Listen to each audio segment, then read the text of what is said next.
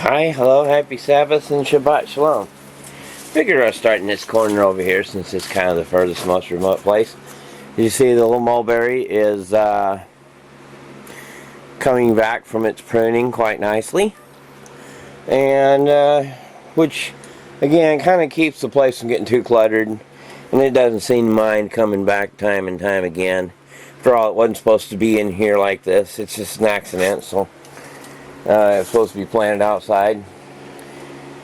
These, some of them here, they're doing. And I keep them watered. That's all I can say there. There's a little bit of growth. Of course, the spider plants. These right here, I don't know if this is a nutritional or microbial. I think it's a nutritional issue though. And so I gotta try to get that yellowing out of the grapefruit trees. This one decided to start growing. That's good. I didn't know if any of these three would. These over here have pretty much flushed out from their last little growth spurt, and I think they probably could use a little more water. I forgot there was even avocado seeds in here. Yeah, that needs some more water. Hang on. Good thing I have water on tap. Unintended copyright. So yeah, I don't even know how many avocado seeds might be in there, but we keep it from getting too dry. I don't think there's any avocado seeds in there. There's a peach seed, but apparently it didn't decide to germinate, so it's probably dead. Of course, the potato's dead. It's still moist. I don't know if that's going to grow or not. Hopefully it does. And then these avocado seeds. Let me get that a little more moistened. There might be more than...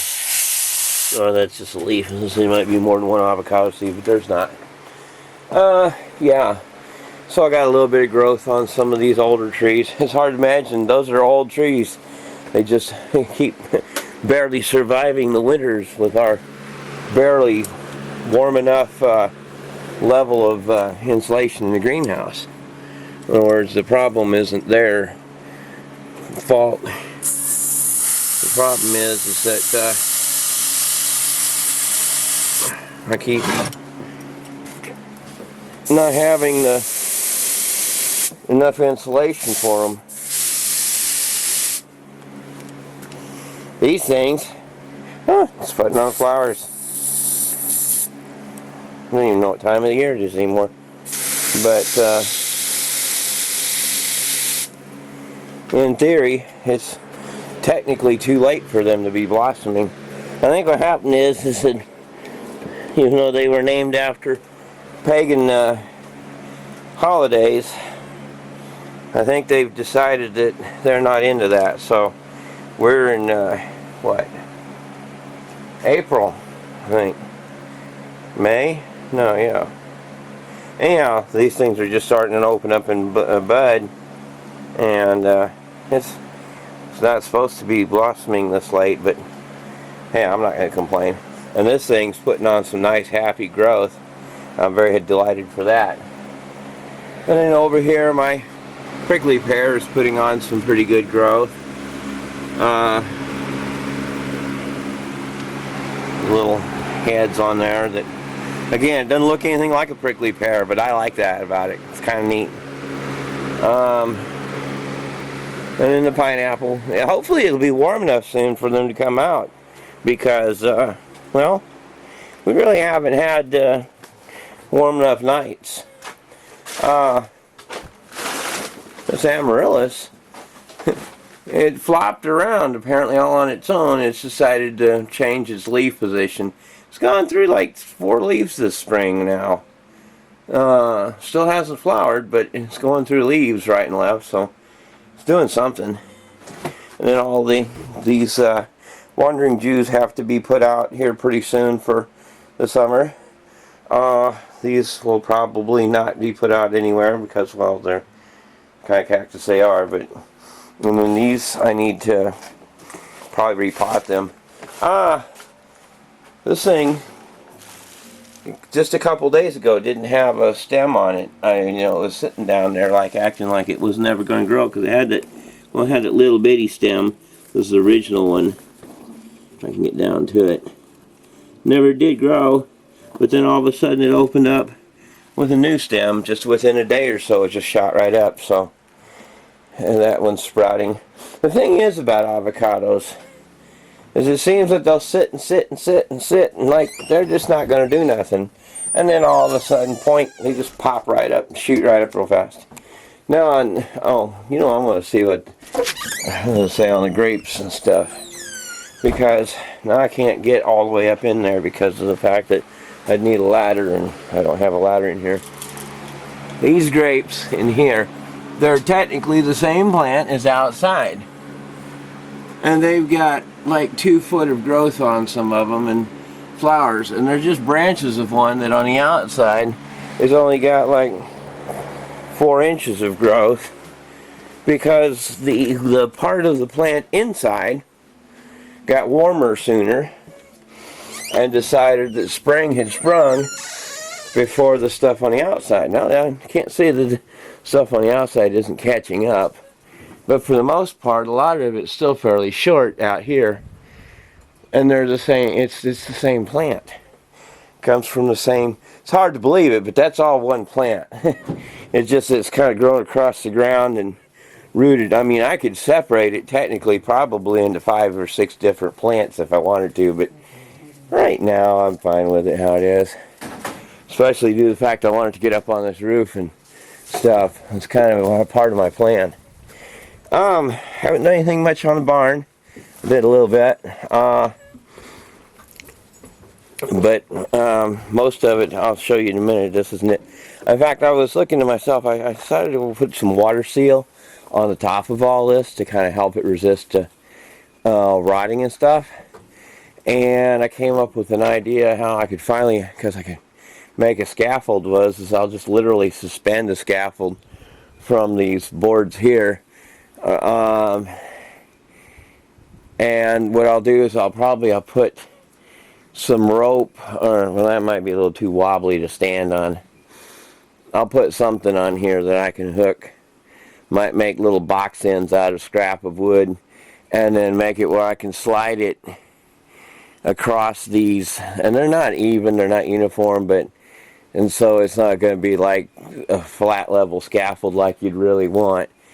But at the same time, it should be enough that I can stand on it and I can work, because I'm going to need that a little bit to do the, I have that up there so I can do the roofing and not have to move some ladders around so much. I'm still working on the design in my head, but I'm pretty sure I've got an idea how I can put up some scaffolding that will allow me to go ahead and put my metal roofing on here without having to stand on it or crawl on my hands and knees on it. Although I do have knee pads, which they're still in the wrapper. I bought them probably a year ago or more, and I haven't used them. Yeah, the dinner. He's a baby. Yes, it's about time for you to get a bigger harness, isn't it? You're so adorable. Yes. They're all growing along. Here's a snippy now. Yes. And there's a Franz. He's a Franz, yes. Hans, his disbudding didn't quite perfectly work. And, maybe that is Hans. Okay, it is, sorry. Hans and Franz had a lighter head, and Hans had a darker head, but at some angles. But anyhow, so Hans has got a scur going on, so we'll probably end up having to work on removing his horns a little later in life. Yes, you're going to try to eat my hands again. Yes, some food. No, I'm not. You can't have my food and fingers. But anyhow, they're adorable. And then, of course, Caroline still hasn't popped. She's probably due in about a week or so.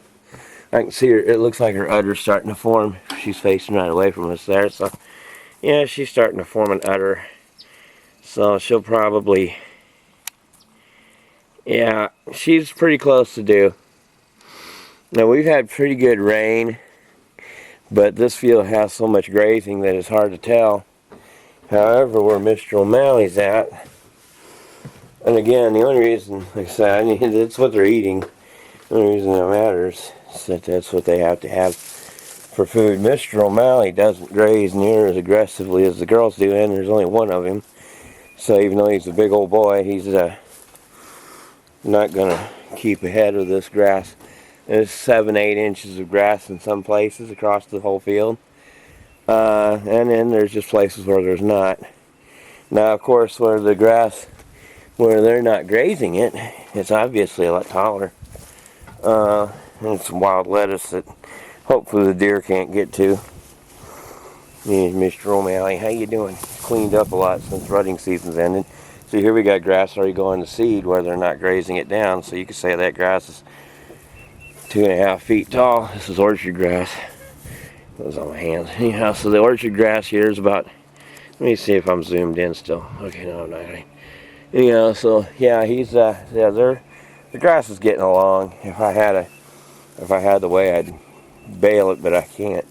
There's no way to bale it because it's in this area here and they're too little.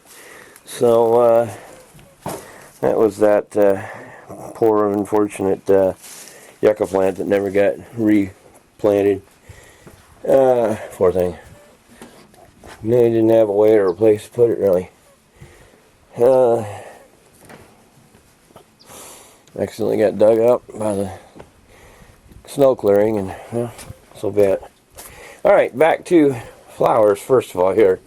The tiger lilies. I accidentally broke one off the other day because I had to get in here with a ladder and move my grapevine here. And it is this one. It's already putting on flowers. I ordered some stuff that's supposed to help the flowers set. And it's not quote all organic, I don't suppose, but if I can get flowers to set and get grapes to form, hopefully I'll have a lot of grapes off of this vine. It's a fairly old vine. I don't know how old it is. It's at least 12 years old. I'd say fairly old. I mean old enough to be mature. I don't mean old like ancient. I've got some old vines with that. So, to skip tracks, this is my nailers. I put Thompson's water seal on it. It's like trying to spread buttermilk. Really hard to use stuff. But I got all of them covered. They say give it 48 hours to dry if you can. So the idea is just generally to reduce the amount of moisture that get under the roofing and cause the thing to rot, because obviously rotten wood is not the best way to have a building. Over here, these grapevines, can't say I pruned them back, but they kind of, I guess I did prune them back just a little bit, not so much deliberately as one might think, but this one here, it's got good flowers on it. Again, I want to try to get all of them to set fruit and stuff, so I keep close eye on them so I get to them at the right time. And then again, skipping tracks over to other flowers. The white irises are just about done, but the blue irises are really starting to pick up now. Let me get over here. And I don't know how well the phlox is doing, if it's done or... See, there's some of the blue irises. They were the first batch. Again, there's varieties of them and they come up at different times. White irises are just in their last rounds. And then other irises will come up and behind them, like the golden and purple ones. So there's a really rich purple one there. Yeah, these some real deep purple ones right here near the top that'll be coming up pretty soon. This winter, when they go dormant, since we now have that sickle bar mower, I'm going to mow all this area out. Oh, there's a butterfly weed. That's pretty. It'll come up and put lots of flowers on. Looks like the phlox has already done its thing and gone away or something. I don't know. I don't see it at all. I see the plant here and there, but I don't see any of the flowers. It's like they burst forth and then they disappeared. I see here's the phlox plant proper without any flowers on it. But, well, like I say, last time we were over here, there was just a big bundle of color, but now not so much. Not at all, in fact. Going over here, of course, there's a lot of yellow coneflower in here that's still in its pre-flower stage. This little iris by itself was kind of a transplant from a seedling there. All the apples have pretty near, blossoms have almost all set. Now, one reason I don't try to push real hard for this thing to set lots of fruit is because if you set too much fruit, you won't get good fruit. Although I've got ways, hopefully, to make the fruit that's on there better. I don't want to add too many because you want to thin the fruit on an apple tree, which I never have in this case before, but I intend to in the future if I have problems getting enough energy into the oh, this one's finally flowering. I don't know how old this grapevine is, but it's flowering. I'm hoping they all do in fruit, but the thing is, it's on a dead tree now. This is not a young tree. This is a good, well, at least 20-year-old plant. So it should be flowering pretty well. Some of them are a lot younger than that. But this vine right here hopefully will put on some good grapes. Again, there are grapes and vines in most of these trees around here. And, you know, eventually I do plan on cultivating them with more aggressive forms of cultivation. This thing does not seem to have yet put on any open flowers. Huh? There's a bud. So yeah, different ones of these vines, it's hard to see at a distance sometimes if they're flowering or if they're not. See, I gotta get up closer to look. Can't be for sure on this one yet. And then,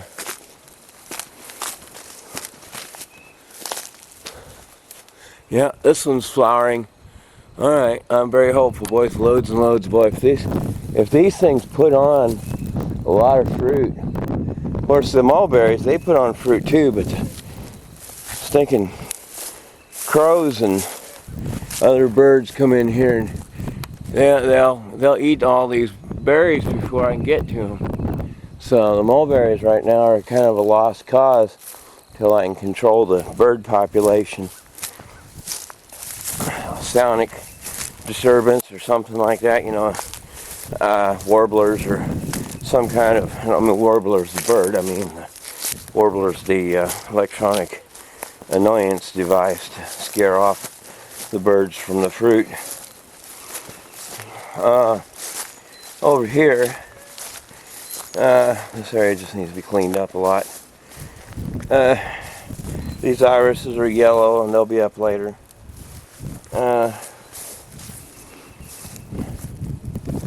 I don't see any open flowers at the moment. I thought I saw some flowers about to open last week, and now I don't see any open flowers. Huh. Oh, there's some over here. Okay, this plant's got flowers that are opening. Yeah, they're not totally open yet, but actually some of those have opened and may have even pollinated already. So, just if I don't get a crop out of them this year, I don't care because they almost got wiped out. Of course, the Rose of Sharon is still a little ways away from flowering, as is this lily and those lilies over there. Let's go down through that rough here. Pretty sure those wild hyacinths are pretty much done. There's a lighter couple of irises. No, wild hyacinths are not done. They are still up. You just can't see them from the road. or from practically anywhere other than standing right on top of it. But they're getting along. I mean, they're almost entirely, very close to fully finished flowering for the year. There's one of those other yellow irises there. They're a hybrid. The peony, it's going to have a lot of flowers this year. I can tell you already. It's going to have a couple dozen. And so there'll be a few more yellows, a couple of purples, and some mixed. These are arguably golden depending on your definition. Golden versus yellow. There's pale yellow, dark yellow, and golden. And in, say, the baby's breath, yeah, pretty much it's done its thing. It's satisfied with its year's flowering.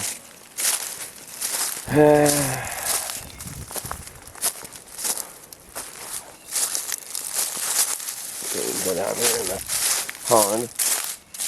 There's a grapevine on the side of a broken off tree. Okay, well, I'll have to do something about that. Sorry. Get in the camera. I didn't mean to get in the camera. I guess it broke off and I just didn't notice before. Oh well. I'll run it up a trellis.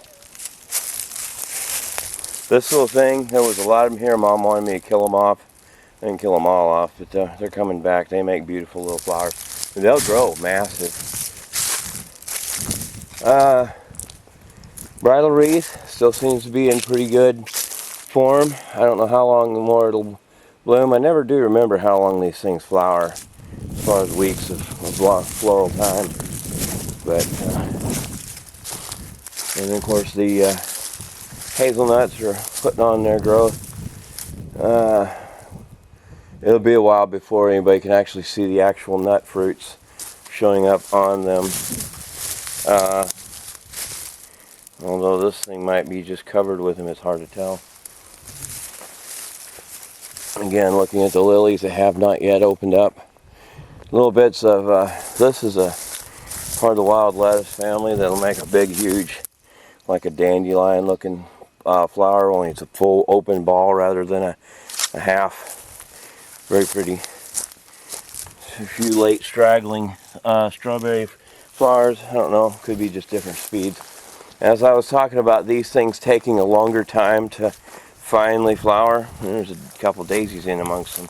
So they're just, they've almost gone dormant as far as their main leaves, and now they're finally putting their flowers up. So again, the varieties around here, if I have them all organized, I'm going to figure out how to use that to plant sequential rows or circles and stuff. And then pretty soon we're going to have, that right there is a coneflower. It's a purple echinacea coneflower. And they'll be coming up. And there's going to be a lot of Russian Lespedeza. And of course, foxglove, lady slipper. Here's some golden clover. Yeah, I didn't know golden clover was going to be up this early, but there he is. There's, I don't know what this is called, but it made fruit for the first time that I've ever seen on some of these little, they're right, kind of make like a buttercup, but I don't think they're called a buttercup or in the same family. I'm not for sure. Of course, the milkweed's going to come up and it'll make a little flower, or dog's bane, whichever that is. I think that's dog's bane, because I never see any monarch butterflies on it, or caterpillars. If I remember correctly, dog's bane is poisonous enough that the monarchs won't eat it, even though they're part of the same family. A couple of other sunflowers are starting to come up. That right there is a sunflower, and it'll come up. There'll be a bunch of them up on this ridge, and if you've seen any of my other footage, which I probably didn't ever release, so probably not.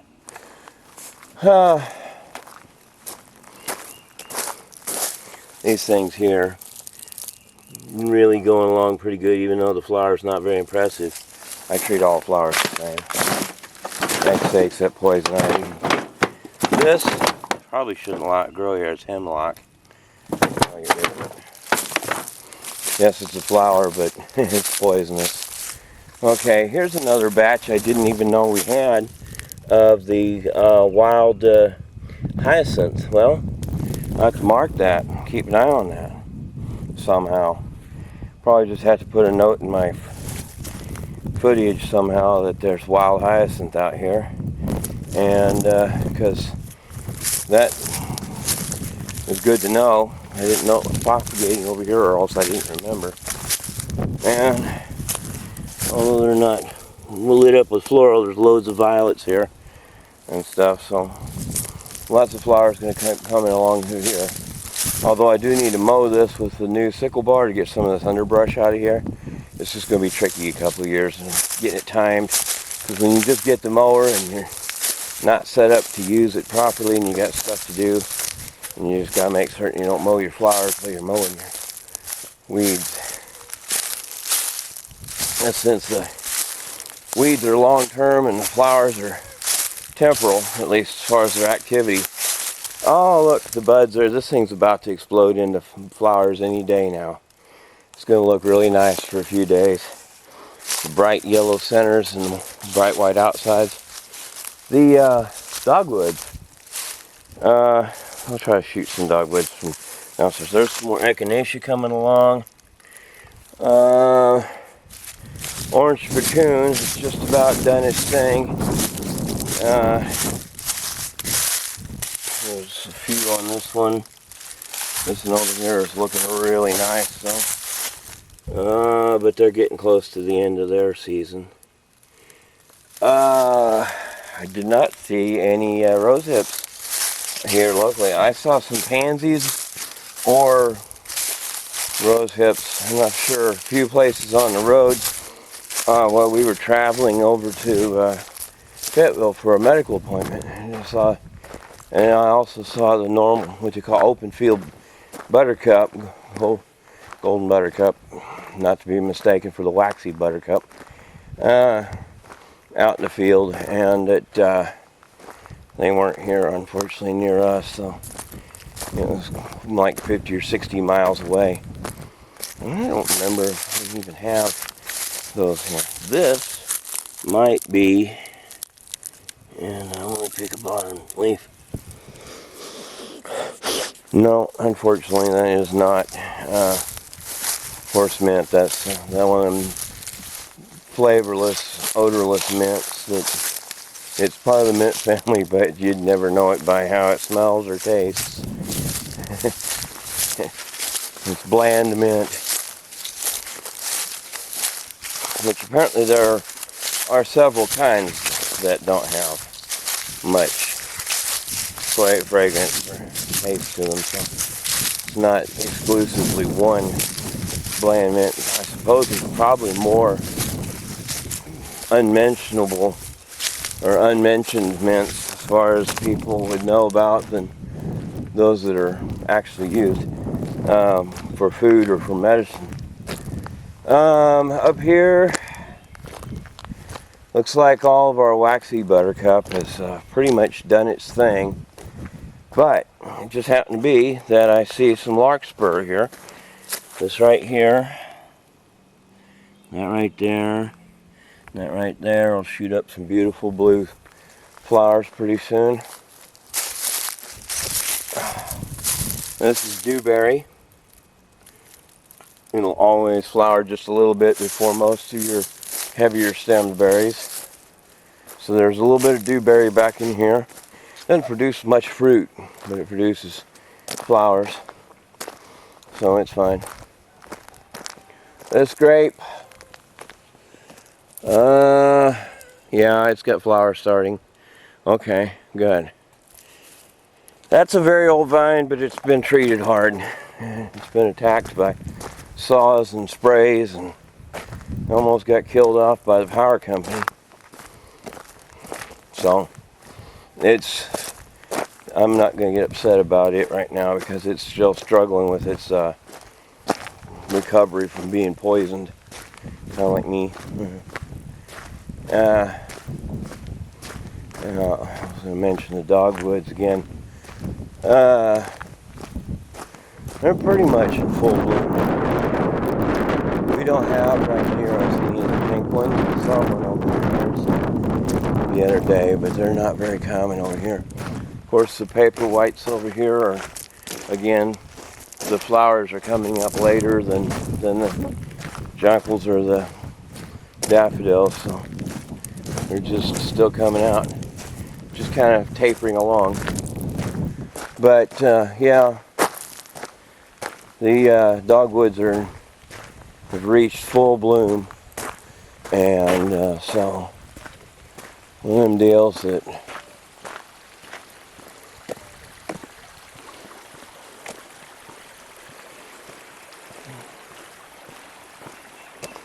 kind of hard to get a good angle on them now. Let me see if I can pull this down enough to reach one of the blossoms here.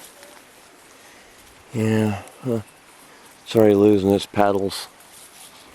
Yeah, they're pretty much expired. I mean, they're just days from falling off.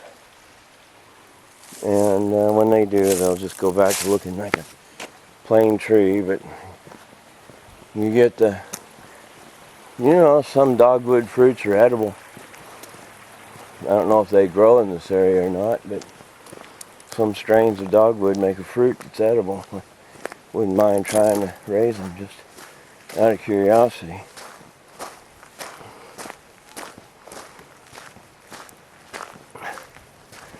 Along the field at the moment, there might be, I don't know that it's going to be early enough for the wild poppies to have popped up, shall we say, come up over the surface and become visible. They never are really visible until they flower, because a lot of other plants around them grow faster than they do. And because these other plants grow faster, you hardly see the poppy plant until it's already in full bloom, because it's just brilliant fuchsia. I forget what the other color would be considered, but anyhow, kind of a reddish tinge, like maroon. Oh, there's some really pretty little blue flowers I don't know the name of. I forgot about these. They're really lovely. They're spindly and spiky and small, but they're really pretty. And just almost everything that grows down here is a flowering plant. But these right here, I can't really hold still very well, but I do. So I can get frame capture from that. I don't know what they're called, but they're pretty. This is a kind of mint over here that I can't remember what it's called, but it bolts up real fast and puts on flowers and then looks scraggly for the rest of the year. But it does make a flower, so I let it be, and it's non-poisonous. That right there will put up flowers. That's a Russian, I'm trying to see. Well, it's Spadiza. And then right next to the course is the daisies. Expecting to see more open daisies down here already. I got me a, hate to say it, but I'm going to have to take that out because them little boogers will get all over the place. Willow. We'll take the field over. Of course, if I had goats on it, it wouldn't matter, but they'd take it over. So that's the daisy that'll come up with just loads of flowers here in just a few weeks. It'll be covered. Honeysuckle. Mom didn't want honeysuckle around for a long time now. She's changed her mind, which is good because I was going to let it grow anyway. And since the rain's kind of gone down a little bit, even though the watercress is still flowering though and stuff, so I'm happy that it's happy. It's been cool enough that the watercress hasn't suffered too much heat stress. Of course, the cattails are coming up. And although they're not a flowering plant, they are a, exactly, I mean, they are, everything has flowers theoretically. There's wild lettuce. There's the ever flowering plant too. Just again, small flowers. Basically, I don't know what these things are, but they've been flowering really strong for about 2 months now, and they're still there. They're not very big. This will put on flowers, bright yellow flowers. Pretty much almost everything down here that's a broadleaf or even a narrow leaf high stem will put on a flower. There's some really pretty verbena right there. There's a difference in nutrients down here on the bottom, and these verbena get so bright down here. Most of the flowers down here are brighter and more abundant than upstairs. And I think this has to do with the way the minerals concentrate in the soil down here, or in the water flowing through the soil, and so that they become more optimal for the floral process, more of the right amounts of phosphorus and potassium. And there's another elderberry plant. I just really hope that I can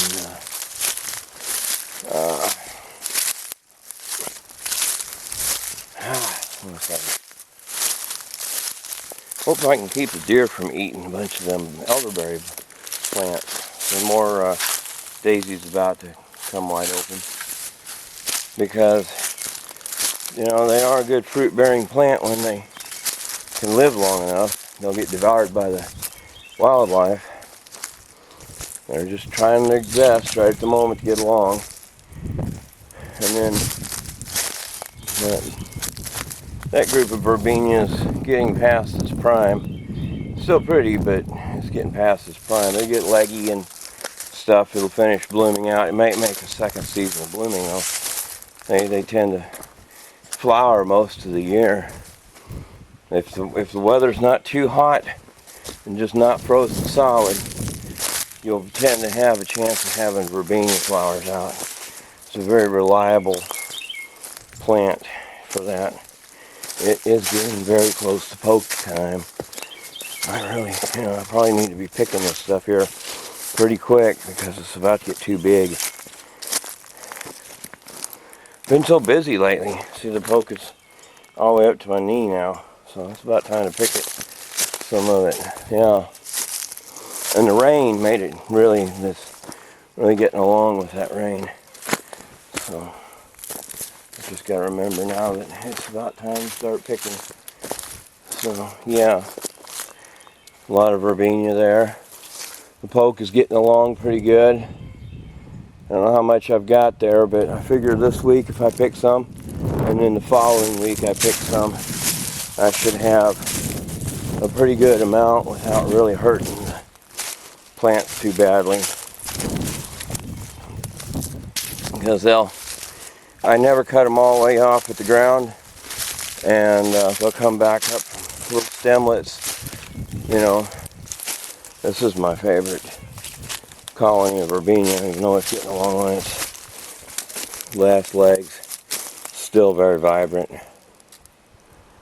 And then, other verbena will come along throughout the summer until it's too hot. And then it'll go down, dormant again till fall when it cools off. And then it'll blossom again until winter when it freezes off again.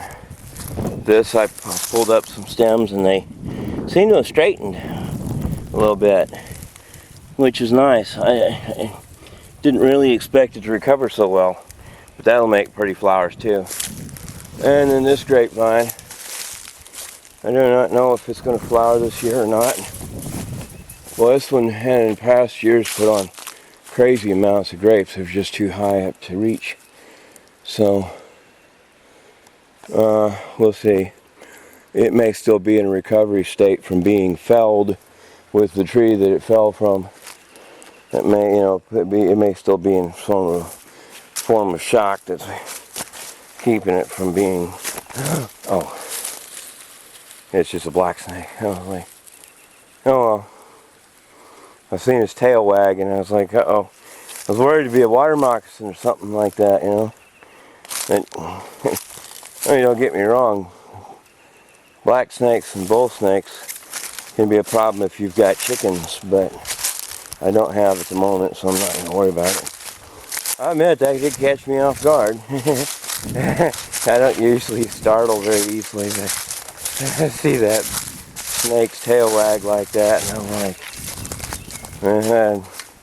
instantaneously it caught my attention. I'm like, oh, there's a snake. It's about, what, 3 feet long? I don't know. I mean, now my heart's decelerating. I'm back to fine, but at that exact moment, I was, yeah. So you hear it in the camera, I gasped a little bit there. No, I don't know.